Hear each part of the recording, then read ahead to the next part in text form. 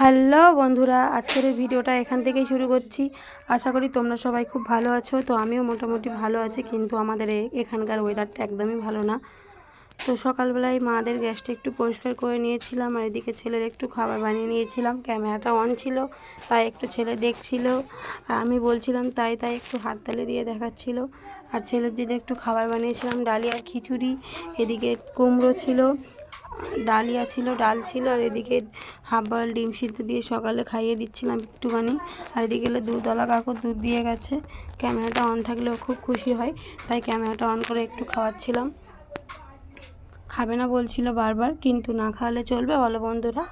খাওয়াতে তো হবেই। বাচ্চারা তো বলবে যে খাবো না, কিন্তু না খাইয়ে কি রাখা যাবে?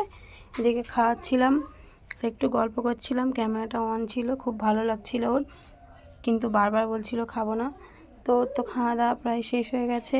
এবার কিছু রান্না বান্না করা যাক। আজকের রান্নাটা আমি করব, তাই সব রেডি করে নিয়েছি। আর এদিকে দুধওয়ালা কাকুদের দুধ দিয়ে গেছে, একটু আগেই তোমাদেরকে বললাম। তো সেই দুধটাও খাবে কি তাই জিজ্ঞাসা করছিলাম, তাই দেখিয়ে দিল যে ও খাবে। আর এদিকে চিংড়িগুলো লবণ আর হলুদ দিয়ে মাখিয়ে দিচ্ছি, ভালো করে ভেজে নেব। আর আজকের চিংড়িগুলো খুব ছোট ছিল বন্ধুরা, কিছু মনে করো না।